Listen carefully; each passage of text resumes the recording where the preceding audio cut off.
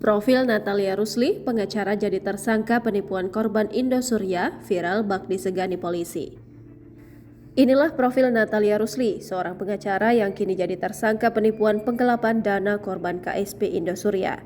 Natalia Rusli menjadi sorotan karena gayanya yang tak seperti tahanan biasa saat dihadirkan dalam rilis tersangka di Mapolres Metro Jakarta Barat, Senin 27 Maret 2023 lalu. Dia bahkan mengenakan baju tahanan yang berbeda dari baju tahanan oranye pada umumnya, dengan tangan yang tak diborgol sama sekali, berbeda dengan tahanan biasanya.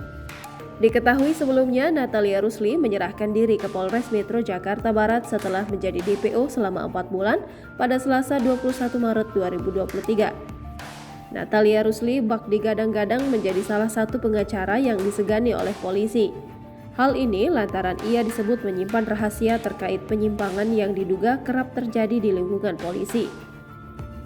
Lantas seperti apa sosok Natalia Rusli? Natalia Rusli diketahui merupakan advokat atau pengacara di sebuah law firm di Jakarta, kelahiran Jakarta 3 Desember 1976. Natalie memiliki jejak karir yang cemerlang. Dia bahkan pernah menyabet penghargaan Miss Advokat Indonesia pada 2020. Dia juga aktif bermain media sosial.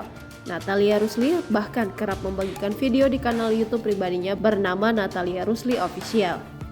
Dalam channel YouTube milik wanita 46 tahun itu, ia kerap membagikan kegiatan-kegiatan amalnya juga pekerjaannya.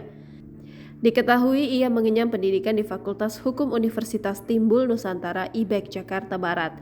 Namun menurut beberapa sumber, salah satu firma hukum LQ Law Firm, Natalia diduga belum berhak menyandang profesi pengacara, lantaran dirinya belum resmi menjadi sarjana dan belum pernah disumpah menjadi pengacara.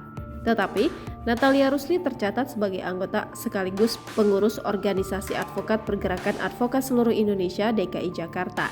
Gelar belakangnya pun SHMHC-CLA. Ia juga menjadi CEO dari kantor pengacara dan firma hukum Master Trust Law Firm. Natalia Rusli baru mengambil sumpah pada 16 September 2020 atau beberapa bulan setelah memegang kasus korban.